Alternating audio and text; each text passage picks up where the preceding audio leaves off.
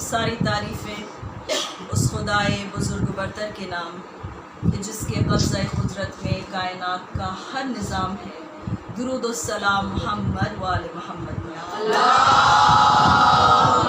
صلی علی محمد و آل محمد وعجل فرجہم.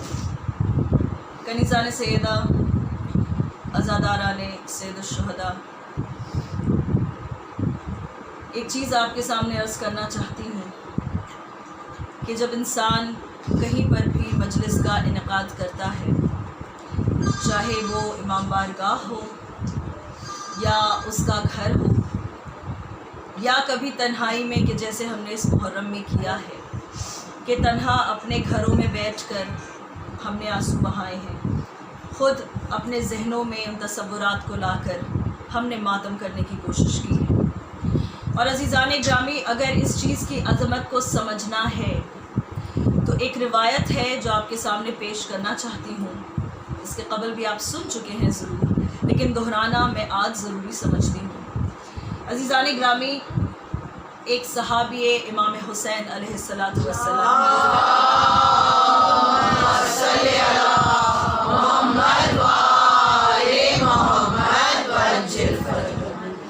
کہ جن کا نام ہے شہاب الدین زہری. توجہات آپ کی ذرا اس طرف مائل رہے تو بہتر ہے انشاءاللہ. تو عزیزان گرامی، جناب شہاب الدین زہری جو ہیں وہ بعد از کربلا چوتھے امام علیہ الصلوۃ والسلام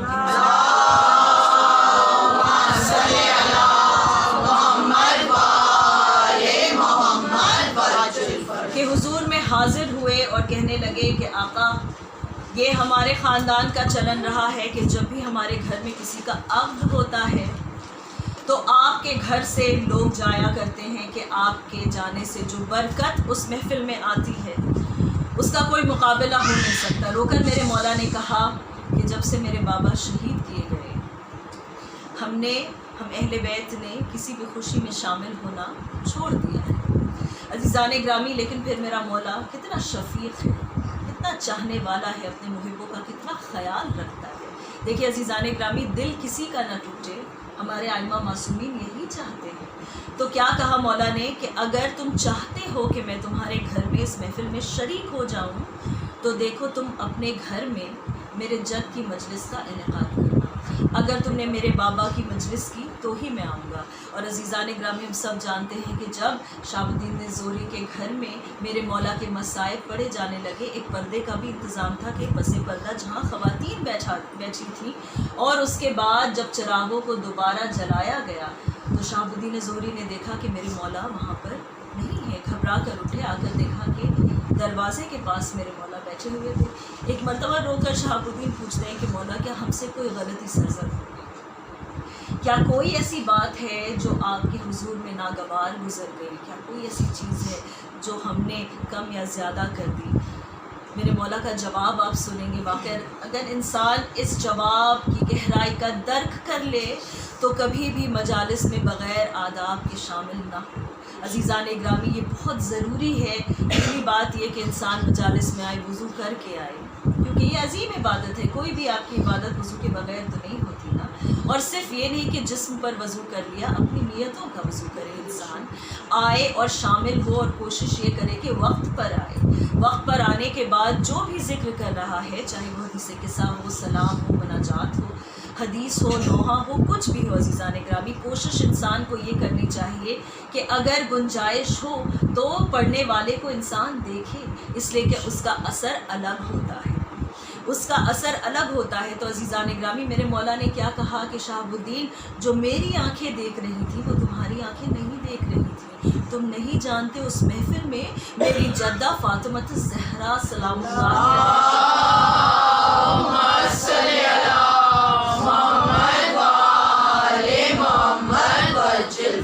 گرامی، میرے مولا نے کہا کہ میرے جد وہاں موجود تھے، میرے چچا وہاں موجود تھے. میں ان کے روب کی وجہ سے اٹھ کر باہر آ گیا.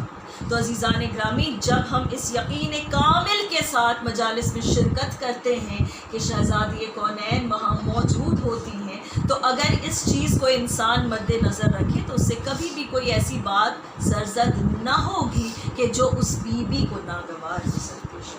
اور عزیزان گرامی، ہم آئے ہی ہیں یہاں کہ ہم اعلان کر سکیں کہ بیوی ہماری خواہش یہی ہے کہ کم از کم یہ توفیق تم ہمیں عنایت کر دو کہ تمہاری کنیزوں کی کنیزوں میں ہمارا نام بھی شامل ہو جائے۔ ہماری اتنی حیثیت نہیں کہ ہم تمہاری کنیزی میں براہ راست آ سکیں، لیکن جو تمہاری کنیزیں ہیں اگر ان کی کنیزی بھی ہمیں نصیب ہو جائے تو یہ ہماری بلند بختی ہے۔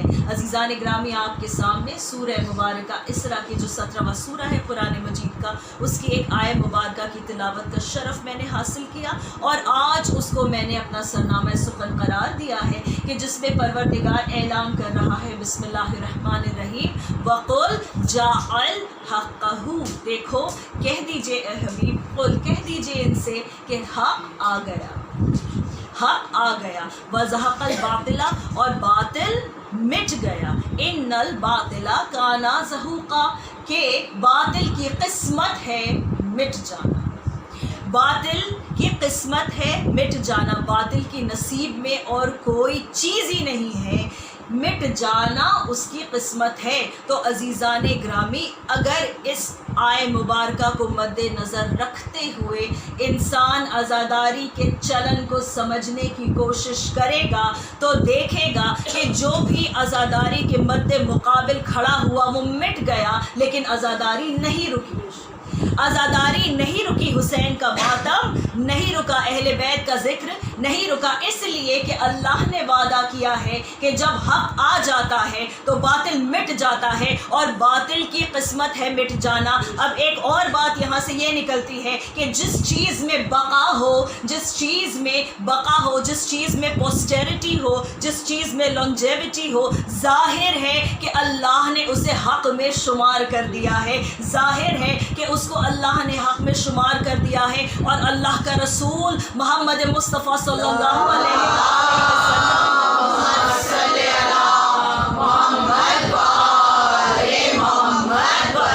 وسلم کہتے ہیں کہ حسین کی محبت مومنین کے قلوب میں ایک ایسی حرارت ہے کہ جو بڑھتی ہی جائے گی ہمیشہ، لا تبرت ابدا، کہ جس میں کوئی زوال نہیں آتا ہے۔ اور کیا وہ ایک ہی جگہ پر ایک ہی مقام پر رکی رہتی ہے؟ نہیں، اس میں ترقی ہے، دن بدن ترقی ہے، سال بسال ترقی ہے، لمحہ بر لمحہ ترقی ہے۔ تو اللہ کا رسول یہ کہہ رہا ہے کہ حسین کی محبت ایک ایسی شے ہے کہ جو دل میں اگر آئے تو وہ بڑھتی جاتی ہے۔ اب حسین کی محبت اگر بقا ہے تو حسین کی محبت حق ہے، اور جس دل میں حق ہو اس دل میں باطل نہیں آ سکتا، اس دل میں باطل نہیں آ سکتا۔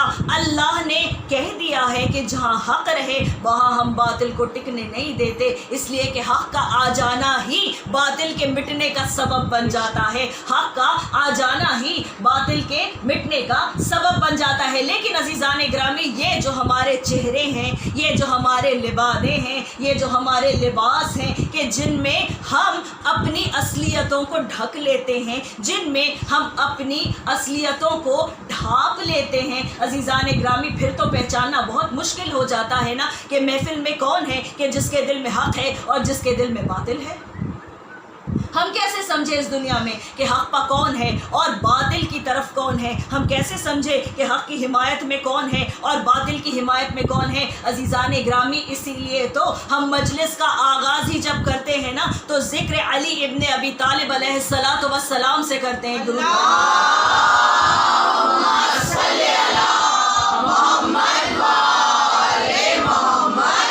جس کے بارے میں یہ کہا جائے یا علی حبو کا ایمان و بغضو کا کفر و نفاق، کہ اے علی کون کہہ رہا ہے؟ وہ رسول۔ پھر میں وہی دہراؤں گی، چاہے آپ ناراض ہی کیوں نہ ہو جائیں، لیکن ہر مجلس میں یہ کہنا ضروری ہے کہ یہ وہ کہہ رہا ہے کہ جس کی زبان پر وحی کے تالے ہیں۔ کس کے تالے ہیں؟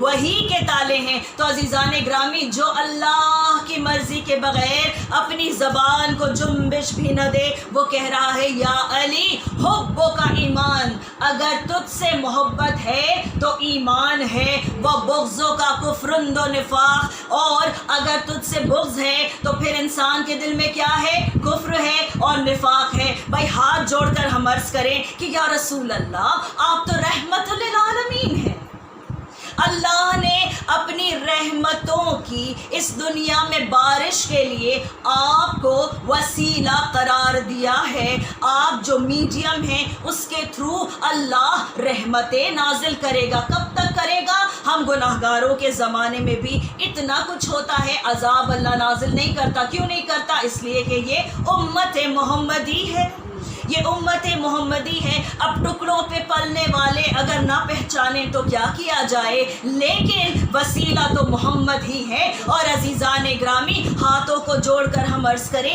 یا رحمت للعالمین ایک کوئی درمیانی راستہ بھی نکال دیجئے، ایک کوئی درمیانی راستہ بھی نکال دیجئے، کہہ دیجئے کہ جو محبت کرتا ہے وہ ایمان پر فائز ہے، جو بغض رکھتا ہے وہ کفر پر فائز ہے۔ کوئی درمیانی کیفیت ہو تو بتا دیجئے، کوئی ایک تیسرا راستہ ہو تو بتا دیجئے، کوئی ٹیمپرنس کا راستہ ہو تو بتا دیجئے، کوئی ماڈریشن کا راستہ ہو تو بتا دیجئے، کوئی نیوٹرلٹی ہو تو بتا دیجئے، حق و باطل کے درمیان کوئی مقام ہو تو بتا دیجئے۔ لیکن اللہ کے رسول نے کہا کہ سنو، اللہ کے کلام سے میرے کلام کو ملا کر دیکھو، اللہ کہتا ہے کہ جہاں حق ہوتا ہے وہاں باطل نہیں ہوتا، یعنی دونوں چیزیں ایک ساتھ نہیں آ سکتی۔ اس آیت کے ذیل میں یہ سمجھ جائیے کہ تیسری کسی کیفیت کی گنجائش ہی نہیں ہے، کوئی گنجائش ہی نہیں ہے، یعنی اللہ کا نبی بتا رہا ہے کہ دو ہی قسم کے لوگ ہیں، یا علی سے محبت کرنے والے یا علی سے بغض رکھنے والے۔ اور سرٹیفیکیشن وہ دے رہا ہے کہ جس کی زبان پر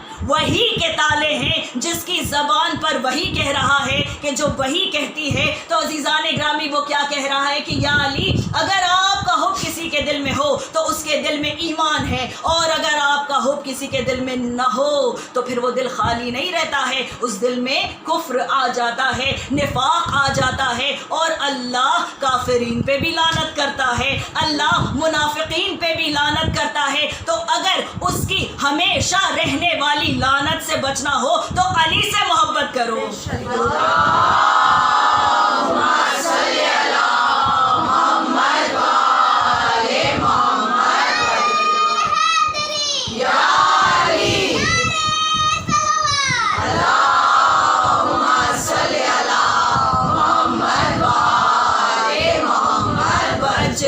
اب جو چہرے آپ کے ماشاءاللہ کھل گئے ہیں، اور یہ جو میری بیٹی نے ابھی اپنی آواز ملائی ہے، تو عزیزان گرامی یہی تو ہم سکھاتے ہیں نا بچوں کو، سب سے پہلا درس یہی ہوتا ہے ہمارے یہاں، اس لیے کہ جس کو یہ ویکسین نہ پڑے بچپن میں اس کے ساتھ بیماریاں بڑی ساری ہو جاتی ہیں۔ ٹھیک ہے، اب میں جسمانی بیماریوں کی تو بعد میں بات کروں گی، میں ایکسپرٹ بھی نہیں ہوں، لیکن یہاں پر آ کے کم از کم ہمیں یہ معلوم ہو جاتا ہے کہ روحانی بیماریاں کہاں ہیں۔ روحانی بیماریوں کا جو ویکسین ہے وہ ہے یا علی مدد کا سبق، کہ جو ہماری مائیں ہماری گھٹیوں میں شامل کر چکی ہیں الحمدللہ۔ تو عزیزان گرامی انسان اگر چاہتا ہے کہ اس کا شمار مؤمنین میں ہو تو امیر المؤمنین سے اپنا رشتہ ذرا صحیح و سالم کر کے رکھے، ذرا ٹھیک رکھے، ایسا نہ ہو کہ میدان محشر میں جب وہ پہنچے تو علی کہیں کہ ہم تو تمہیں نہیں جانتے، ہم تو تمہیں نہیں پہچانتے۔ اور اب جو ماشاءاللہ یہ چہرے کھل گئے ہیں تو میری ہمت کچھ زیادہ بڑھ گئی ہے، اب میں فضائل پڑھنا شروع کروں، اب میں فضائل ان کے پڑھنا شروع کروں کہ جن کے بارے میں اللہ کا نبی یہ کہہ رہا ہے، ان اللہ تعالی جعل لأخی علی ابن ابی طالب فضائل لا یحصی عددها غیرہ، کہ سن لو کہ اللہ نے میرے بھائی علی ابن ابی طالب کو اتنی فضیلتیں بخشی ہیں، اتنے فضائل بخشے ہیں کہ جن کا شمار کرنا ناممکن ہے۔ اور آپ نے یہ سن لیا اور آپ خاموش۔ اللہم صلی علی محمد و آل محمد، حیدری یا علی، حیدری یا علی، نعرہ صلوات، اللہم صلی علی محمد و آل محمد و عجل فرجهم۔ عزیزان گرامی ہم اور آپ کیا فضائل فضائل پڑھیں گے علی کے کہ جو وہ پڑھ رہا ہے کہ جس نے علی کو پالا ہے، جس نے علی کو علم دیا ہے، جس نے علی سے محبت کی ہے، جس نے علی کو اپنی باہوں میں اٹھا کر اپنے ہاتھوں پر بلند کر کر یہ اعلان کیا من کنت مولا ہو فہذا علی مولا. ایک درود پڑھتے ہیں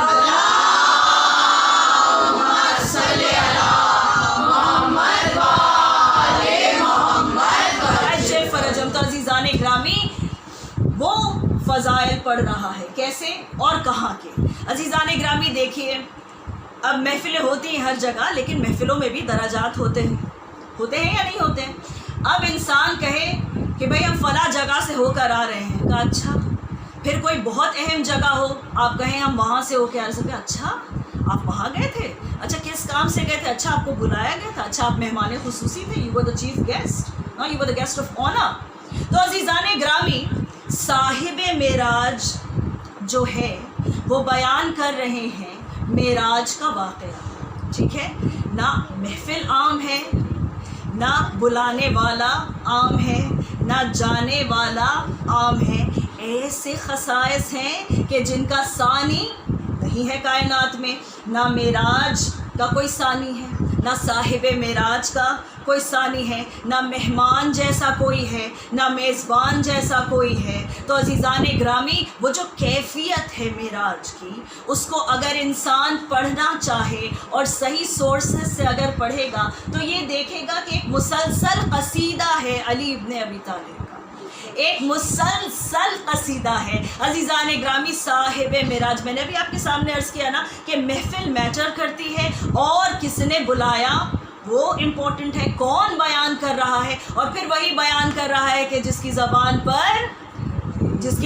پر وہی کے تالے ہیں. تو عزیزان گرامی میرے آقا نے سرور کائنات نے یہ فرمایا کہ جب ایک مقام پر جبریل کے ساتھ میں پہنچا تو میں نے کیا دیکھا کہ ایک قوب ہے، ایک کیف کی طرح جگہ ہے کہ جہاں سے اونٹ نکل رہے ہیں، مسلسل بہت خوبصورت اونٹ نکل رہے ہیں. عزیزان گرامی اونٹ پر واپس آؤں گی انشاءاللہ. ٹھیک ہے، یہ اونٹ نکل رہے ہیں، ہر بار ایک خوبصورت ترین اونٹ وہاں سے نکلتا ہے. اب جنت میں اونٹ ہے تو آپ سمجھ سکتے ہیں. اور پھر یہ نظارہ ہے، بھائی مہمان تو جو آتا ہے میزبان یہی چاہتا ہے کہ اس کے لیے جو بہترین ممکن ہو وہ پیش کیا جائے، اس لیے کہ ہماری عزت کا سوال ہے اور وہ اللہ کے جو عزتوں کا خلق کرنے والا ہے، اور وہ محمد کہ جس کے صدقے میں اللہ نے عزت خلق کی ہیں، اس کی پذیرائی، اس کی ہاسپٹیلٹی اللہ نے کیسے کی. ظاہر ہے کہ کوئی ایسا ہی منظر دکھایا ہوگا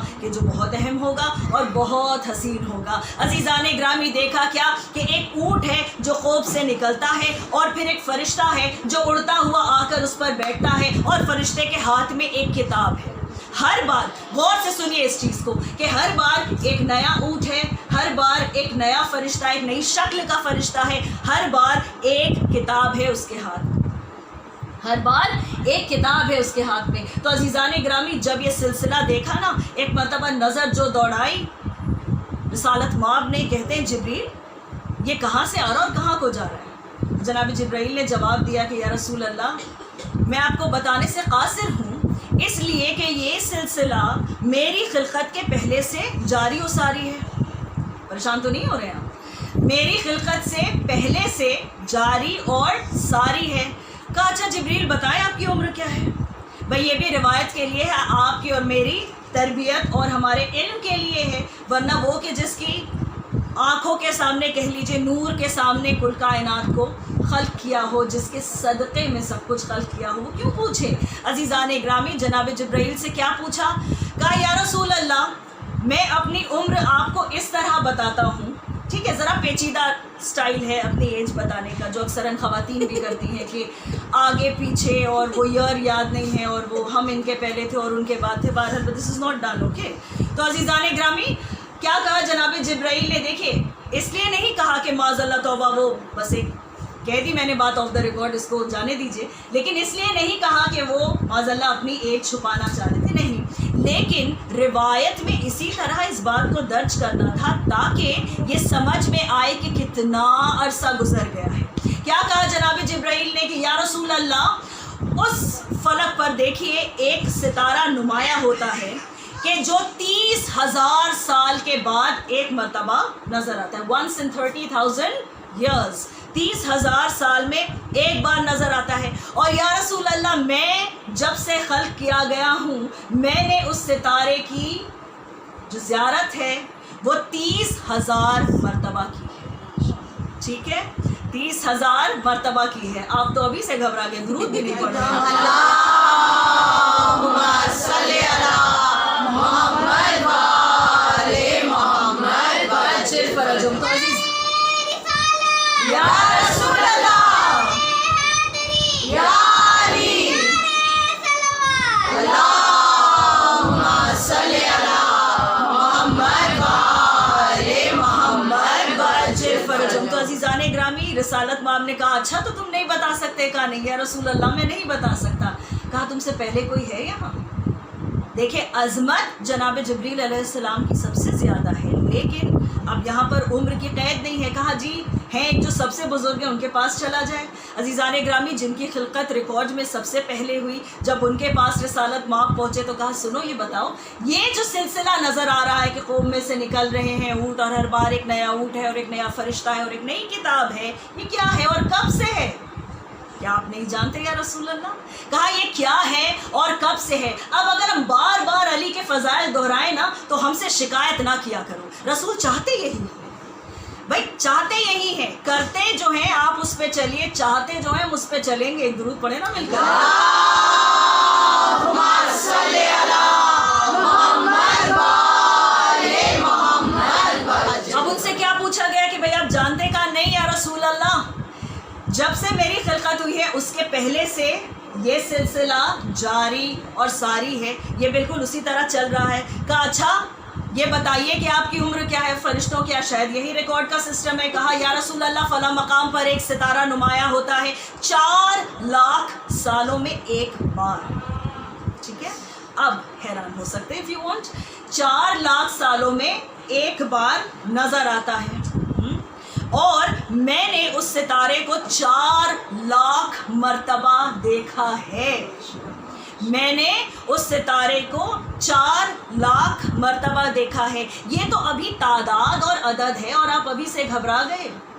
آپ تو وہ ہیں کہ جو مجلسوں میں آ کر زندگی جاویدہ کا تصور لیتے ہیں کہ جہاں عدد اور سال اور دن اور مہینے میٹر نہیں کریں گے. تو عزیزان گرامی کیا کہا کہ میں نے اس ستارے کو کہ جو 4 لاکھ سالوں میں ایک بار نکلتا ہے 4 لاکھ مرتبہ دیکھا ہے. مجھ سے کیلکولیٹ کرنے کو کہیے گا بھی, I am very bad with numbers. ٹھیک ہے, تو عزیزان گرامی بہرحال جتنے بھی سارے زیروز لگتے ہوں وہ ہم گھر جا کر کیلکولیٹر کھول کر دیکھیں گے. لیکن تعجب کی بات یہ ہے کہ ان کے آنے کے پہلے سے یہ سلسلہ جاری و ساری ہے. ایک مرتبہ رسالت مآب نے کہا جبریل ہمیں لے چلے اس جگہ پر. غور سے سنیں اس بات کو کہ نتیجہ یہی ہے کہ ہمیں لے چلے اس مقام پر کہ جہاں سے یہ فرشتے آ رہے ہیں, جہاں سے یہ اونٹ نکل رہے ہیں, جہاں سے یہ کتابیں ان کے ہاتھ میں اپنے آپ آ جا رہی ہیں. ایک مرتبہ جو ایک نیا اونٹ خوبصورت سا نکلا اور اس کے بعد اس پر جو ایک نئی شکل کا فرشتہ بیٹھا اور اس نے جو ایک الگ کتاب اپنے ہاتھ میں لی. کتاب ایک مرتبہ رسالت مآب نے اٹھایا اور مسکرا کر کہا کہ اس میں فضائل مولائے کائنات علی ابن ابی طالب ہے.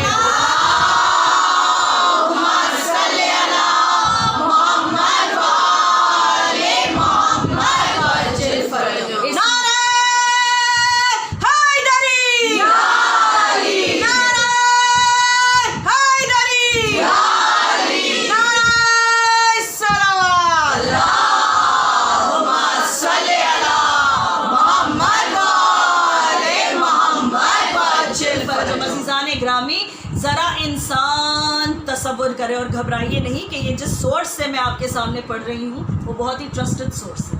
ٹھیک ہے, حوالہ جات جس کو چاہیں مجھ سے ٹیکسٹ پہ ضرور پوچھ لیا کریں اور پوچھنے کے بعد ضرور اسے دیکھ بھی لیا کریں, کیونکہ اکثر ہم پوچھتے ہیں صرف پوچھنے کے لیے. We just want to know if you نو.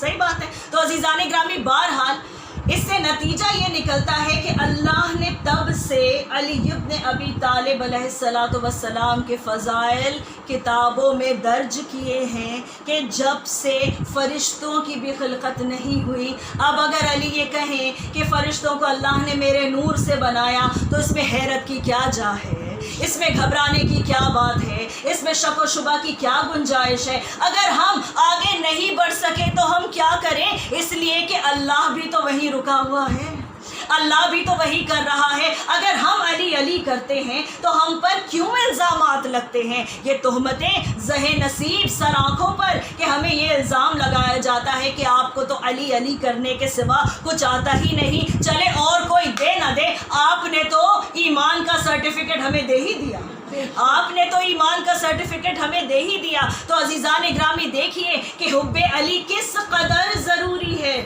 کس قدر کہ میرے مولائے کائنات نماز کے بعد بیٹھ کر اپنے اصحاب سے بات کر رہے ہیں، اور عزیزان گرامی کیا دیکھتے ہیں کہ کچھ دیر بعد کچھ لوگ اٹھ کر چلے گئے۔ اب میرے مولا جو علم غیب رکھتے ہیں وہ کیا نہیں جانتے، لیکن میرے مولا نے انتظار کیا، میرے مولا نے انتظار کیا۔ عزیزان گرامی دوسرے دن جناب قمبر آہستہ سے اپنی جوتیوں کو اٹھاتے ہیں اور ایک مقام پر چلے جاتے ہیں۔ اب عزیزان گرامی یہ اصحاب ہیں کہ جن کے دل میں عشق محمد ہے، جن کے دل میں عشق اہل بیت ہے، جن کے دل میں عشق قرآن ہے۔ تو عزیزان گرامی کہاں جا رہے ہیں سارے اصحاب سننے کے لیے؟ فردن کبھی ایک ساتھ کیا کرنے جا رہے ہیں؟ ایک قاری ہے کہ جو بہت ہی عمدہ انداز سے تلاوت کرتا ہے، کہ جو بہت ہی بہترین انداز سے تلاوت قرآن کرتا ہے، اور یہ سب عشق قرآن میں اس کی آواز کو سننے کے لیے جاتے ہیں۔ لیکن عزیزان گرامی جب دوسرے دن جناب قمبر میرے مولا کے پاس آئے تو میرے مولا نے کہا کہ سنائے قمبر، اور جناب قمبر نے اپنی نظریں جھکا لی، کہا مولا نادم ہوں، آپ سے اجازت نہیں لی، لیکن میں بھی عبادت میں ہی مشغول تھا، کہا قمبر کیا عبادت تھی؟ کہا مولا وہ فلاں مقام پر وہ قاری ہے نا، قاری ہے، بہت اچھی تلاوت کرتا ہے، بہت ہی بہترین تلاوت کرتا ہے، ہم اس کی تلاوت سننے جایا کرتے ہیں، دل محظوظ ہو جاتا ہے، مسرور ہو جاتا ہے۔ عزیزان گرامی میرے مولا نے کہا لیکن افسوس قمبر کہ اس کو ان تلاوتوں کا کوئی اجر نہیں ملنے والا، جو امید دلانے آئے ہوں دنیا کو، اگر وہ کسی کے بارے میں یہ کہیں تو افسوس کا مقام ہے۔ کہا قمبر اسے کوئی اجر نہیں ملنے والا ان تلاوتوں کا۔ کہا مولا ایسا کیوں؟ کہا جس دن اللہ عالم ارواح میں، یعنی the realm of the souls، جہاں پر اللہ نے تمام ارواح کو خلق کیا، روحوں کو خلق کیا، اور یکجا کرنے کے بعد نوروز کے دن یکجا کرنے کے بعد اللہ نے وعدے لیے کہ کہو لا الہ الا اللہ، کہو محمد رسول اللہ، کہو علی ولی اللہ۔ میرا مولا کائنات قربان ہماری جانیں ایسے مولا پر کہ جو علم یہاں سے لے کر وہاں تک رکھتا ہے۔ میرے مولا نے کہا کہ قمبر جس دن اللہ شہادتوں پر وعدے لے رہا تھا، اور جب میری ولایت کا ذکر آیا، جب اللہ نے کہا قولو علی ولی اللہ، اس کی روح خاموش تھی، اس نے لبیک نہیں کہا، لہٰذا یہ ایمان سے خارج ہو گیا۔ اے قمبر یہ آج تلاوت کرے یا کل کرے، زندگی بھر کرتا رہے، جتنی چاہے کر لے، جیسی چاہے کر لے، لیکن اس کو عبادتوں کا کوئی صلہ نہیں ملے گا، کیونکہ اس کے دل میں میرے لیے بغض ہے۔ ایک درود پڑھیں میرے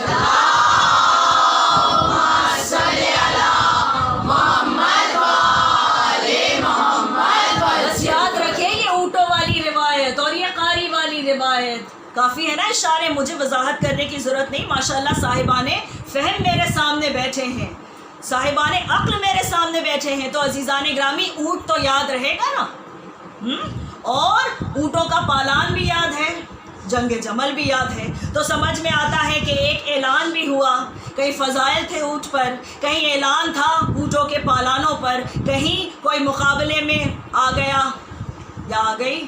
تو عزیزان گرامی درود پڑھے نا ملتے ہیں۔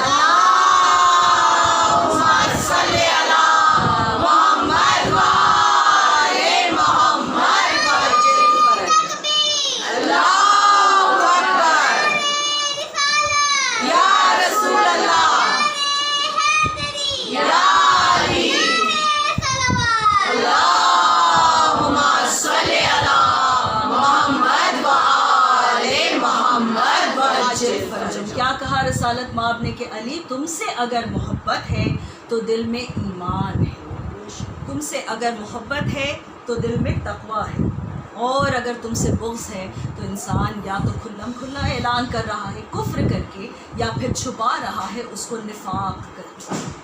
عزیزان گرامی، اللہ کو یہ بات پسند نہیں کہ جو وسیلے اس نے طے کر دیے ہوں ان کو چھوڑ کر کہیں اور سے کوئی اس تک پہنچنا چاہے، کہیں اور سے کوئی اس تک پہنچنا چاہیے۔ چاہے مثلاً آج آپ نے مجھے اس گھر میں بلایا، ہم سب یہاں پہنچے نا، اب اگر ہم اس راستے سے نہیں آتے تو کیا ہم پہنچ پاتے؟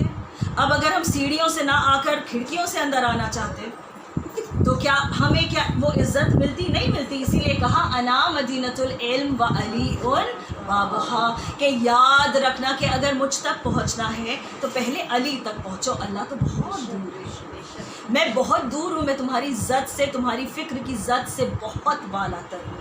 اگر چاہتے ہو کہ مجھ تک پہنچو تو علی کی طرف دیکھو۔ اب ہمت کیسے کریں آگے بڑھنے کی کہ عقل ابھی تک حیران ہے، عقل دم بخود ہے۔ عزیزان گرامی، اسی لیے رسالت مآب نے کہا کہ علی تمہارا مجھ سے وہی رشتہ ہے کہ جو سر کا جسم سے ہوتا ہے، کہ جسم کی شناخت سر سے ہوتی ہے، جسم کی پہچان سر سے ہوتی ہے، جسم کی بقا سر سے ہوتی ہے۔ جسم دیکھتا ہے، سنتا ہے، بولتا ہے، جسم دیکھتا ہے، سنتا ہے، بولتا ہے تو سر سے، سوچتا ہے تو سر سے، کہتا ہے تو سر سے، سجدہ کرتا ہے تو سر سے۔ اور عزیزان گرامی، جس کو رسالت مآب نے راسل رسالت کہہ دیا ہو، اگر رسالت مآب سراپا رسالت ہے تو ظاہر ہے کہ ان کا جو سر ہے وہ اس جسد کی زینت ہے۔ عزیزان گرامی، بغض رکھنے والوں نے کیا کیا؟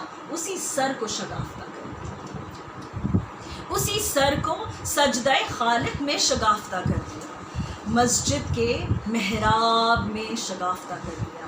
عزیزان گرامی، میں نے ابھی آپ کے سامنے جب اس بیان کو شروع کیا میں نے کہا تھا نا کہ کبھی بھی حق و باطل ایک ساتھ نہیں رہ سکتے۔ عزیزان گرامی، علی کے سر پر ضرب لگانے والے ظاہر ہے کہ حق پر نہیں تھے، خاموش رہنے والے ظاہر ہے کہ حق پر نہیں تھے، اور آج بھی جو ان کے حق کو بیان نہیں کرنا چاہتے وہ باطل پر ہی ہیں۔ عزیزان گرامی، ہم تو یہاں جمع ہوئے ہیں کہ ہم مظلوم کے لیے آنسو بہا سکیں۔ ہم جب ان کالے سیاہ لباس کو پہن کر اپنے گھر سے نکلتے ہیں نا تو ہم ایک قصد کر کے نکلتے ہیں کہ جیسے ایک احرام حج ہوتا ہے نا سفید لباس کا، ویسے ہی یہ ہمارا احرام عزا ہے، یہ ہمارا احرام عزا ہے۔ عزیزان گرامی، یہ غربتوں والا محرم جو ہمارے اوپر سے گزرا ہے نا، 9 دن بعد مظلوم کا اربعین بھی آ جائے گا اور دیکھتے دیکھتے یہ ایام عزا بھی تمام ہو جائیں گے۔ رو لیجئے اور پرسہ دے لیجئے کہ یہ وہ ایام ہیں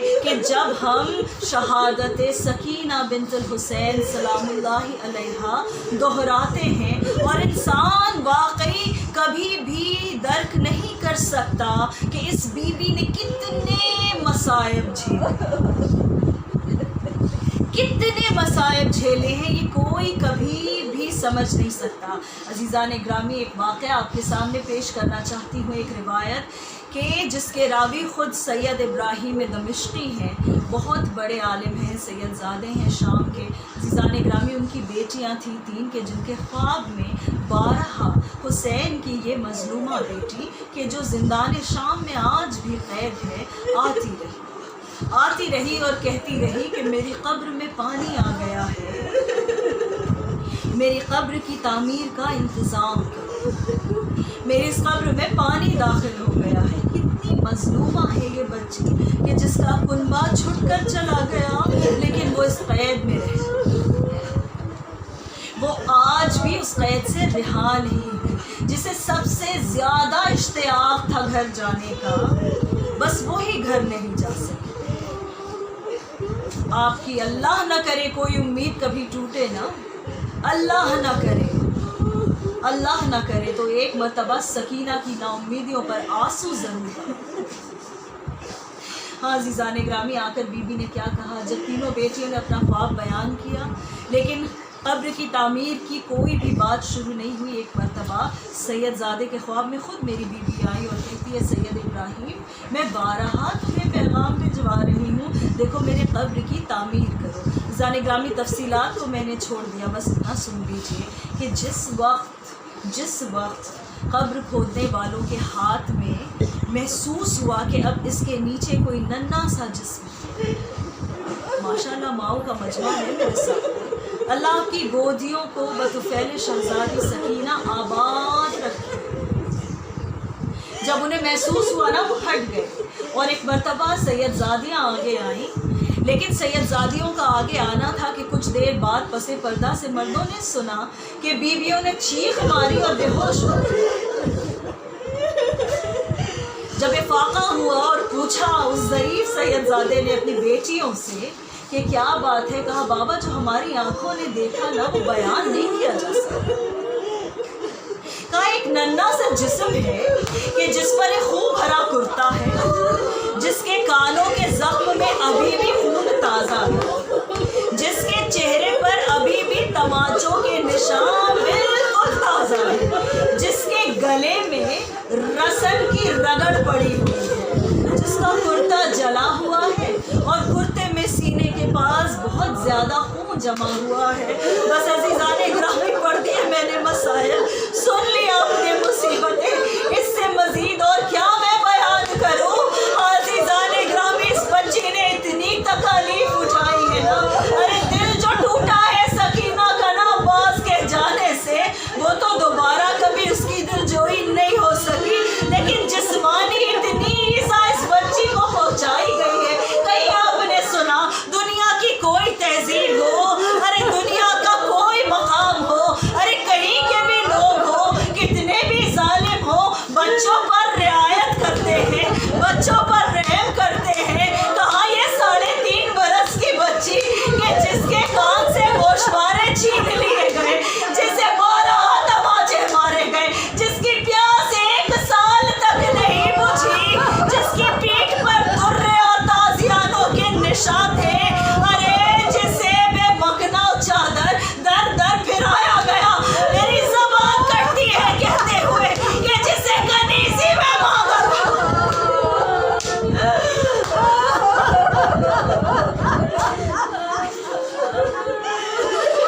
میری ہمت نہیں کہ میں اس جملے کی وضاحت کروں, لیکن جسے کنیزی میں یزید پلید کے دربار کے مسخرے نے مانگا ہو, تصور کرو اس کے بھائی نے غیرت کا امتحان کیسا دیا. ارے اسی لیے تو عابد رو رو کر کہتے تھے کہ جب میں سفر شام کو یاد کرتا ہوں مجھے میری بہن کے سوالات یاد آتے ہیں, میرا دل پھٹ جاتا ہے, میرا دل پھٹ جاتا ہے. وہ بچی کہ جو 1 سال الگ الگ قید خانوں میں رہی. عزیزان گرامی اگر سکینہ کی شہادت کی عظمت کو سمجھنا ہے تو بس اتنا جان لیجئے کہ ادھر بی بی کی شہادت کا واقع ہونا ہے اور ادھر رہائی اہل حرم کا ارے ماحول سازگار ہو رہا ہے. اس لیے کہ اس بچی کے مرنے نے وہ آخری نفاق کا نقاب بھی حکومت شام کے چہرے سے کھینچ کر اتار دیا. جب لوگوں کو پتا چلا کہ ایک بے گناہ بچہ رو رو کر تڑپ تڑپ کر گھٹ گھٹ کر اس قید میں مر گیا. ایک انقلابی کیفیت ہے سکینہ کی شہادت. عزیزان گرامی وہ بچی جو الگ الگ قید خانوں میں رہی, عزیزان گرامی کہیں ہمیں یہ ملتا ہے کہ ایسے قید خانے تھے کہ جو زمین کے بہت نیچے تھے, کبھی کھنڈرات میں رکھا گیا. جب رات ہو جاتی تھی نا اور یہ بچے گھبرا گھبرا کر ماؤں سے چمٹتے تھے, اس لیے کہ حشرات الارض وہاں چلا کرتے تھے. ارے یہ اذیت بھی بچوں نے اٹھائی کہ اس دشت میں ایک سردی کا موسم کاٹا ہے. کہیں آپ نے سنا کہ کسی کی یتیمی کا لباس تبدیل ہوا ہو. ارے سکینہ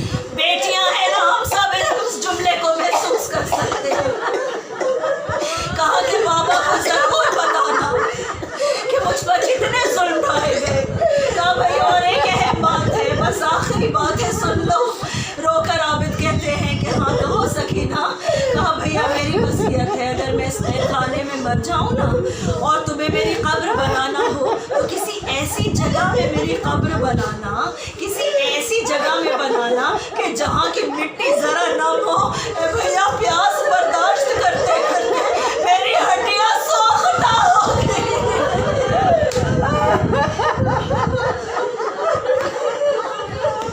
जिसका सकाफा से गाजी हो, उसकी प्यास से गुर्बत का ये आलम है।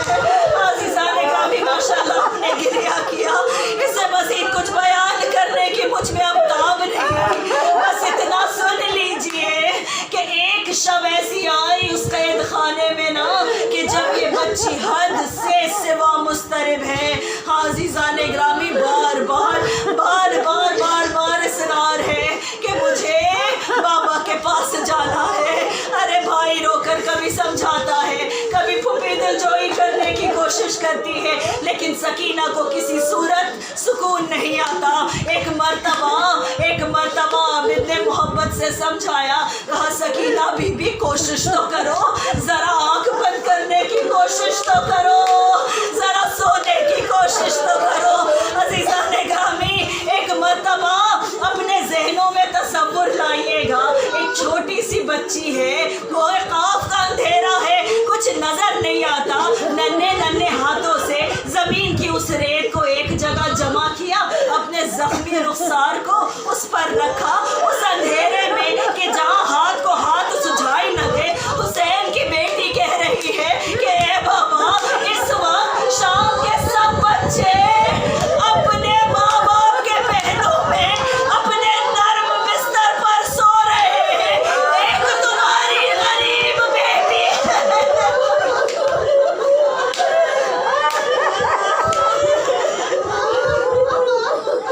एक तुम्हारी गरीब बेटी है कि जिसको कुछ मयसर नहीं है। बाबा ए बाबा मुझे क्यों कर नींद आएगी।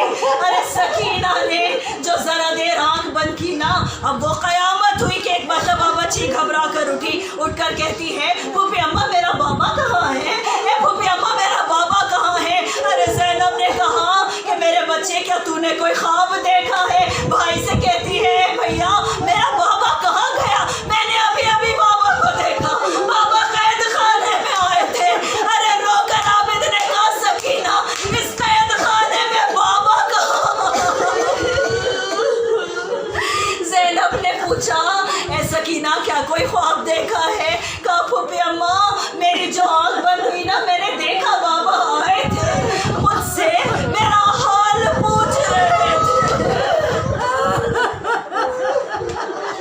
मुझसे कहते थे कि जाने पितर बस अब ये फिराक खत्म होने को है, तुम हमारे पास जल्द आ जाओगी। ये सुनना था कि अहले हरम में एक मर्तबा अरे गम की एक मज़ीद लहर दौड़ी, सकीना की ज़रूज पर गई, कहती भैया मुझे बाबा के पास जाना है, मुझे बाबा के पास जाना है, मेरा बाबा आया था अभी मैंने देखा था। आज़ीज़ान ग्रामी किसी तरह से सर मंगवाया गया हुसैन का। अब जो मेरे आका का सर आया ना, अरे वो दूर फैला कैद खाने में। मीर अनीस कहते हैं सब बीबियाँ झुकने लगी तस्लीम के लिए, सज्जाद उठ खड़े हुए ताज़ीम के लिए। अजब नहीं कि बहनों को असर आशूर की आखिरी विदा याद आ गई।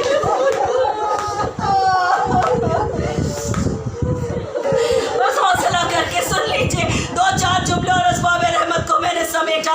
आज़ीज़ान ग्रामी एक मर्तबा जब हुसैन का सर आया ना, दौड़ कर वो बच्ची के जो अंधेरों से घबराती थी, जो घबरा कर पूछती थी अब घर कब जाएंगे, हम वतन कब जाएंगे, एक मर्तबा आगे बढ़ी, नन्हे जले हुए हाथों को बाप के रुखसार पर रखा, कहा बाबा तुम्हारे बाद सकीना के बड़े तमाचे लगे।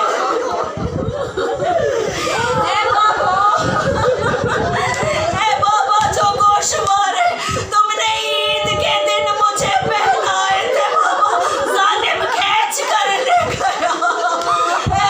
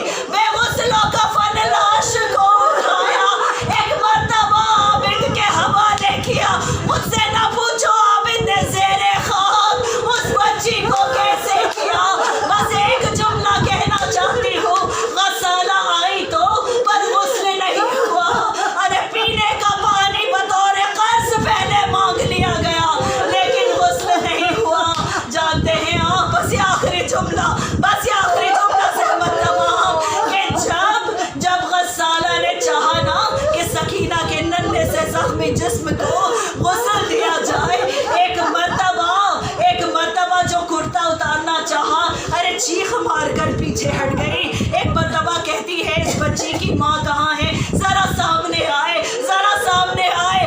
ارے رباب کو غش بغش آتے ہیں. ایک مرتبہ کہتی ہے میں ہوں وہ غمزدہ کہ جس کی کوکھ اجڑی ہے. کہا یہ بتاؤ اس بچی کو کیا مرض تھا؟ کہا اسے کوئی مرض نہیں تھا بی بی, صرف ایک ہی مصیبت تھی اس کے ساتھ کہ یہ یتیم تھی. کہا نہیں, مجھے بتاؤ اسے کیا مرض تھا؟ ارے یہ پہلا جنازہ میں نے ایسے دیکھا کہ جب میں چاہتی ہوں کہ کرتے کو جسم سے الگ کروں, اس بچی کی کھال ساتھ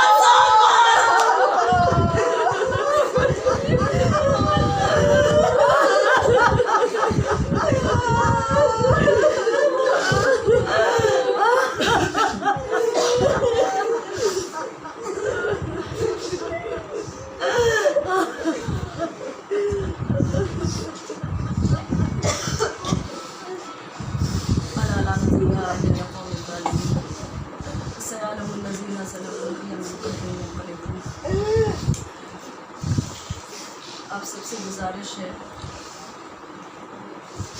میں درود کے ایک مرتبہ سورہ الحمد 3 مرتبہ سورہ اخلاص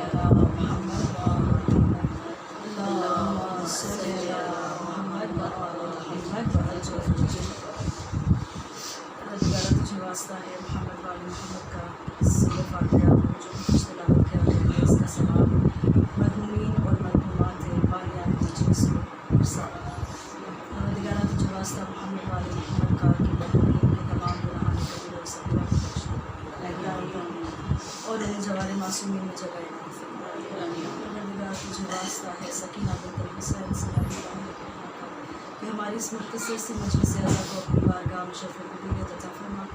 ہمارے اور ہمارے مرحومین کے تمام گناہان کبیرہ و صغیرہ کو بخش دے. ہم سب کو حج و زیارت کی سعادت سے فیض یاب فرما. اس موسم وبا میں ہماری حفاظت کر اور جو بیمار ہیں ان سب کو بدفعل بیمار کربلا بیمار مدینہ علیہ السلام شفائے کاملہ اور عاجلہ امام زمان کے ظہور میں تاجیل فرما. اللہ انسان کو شفا. ربنا اغفر لي ولوالدي وللمؤمنين يوم يقوم الحساب. ربنا تقبل منا انك انت السميع العليم.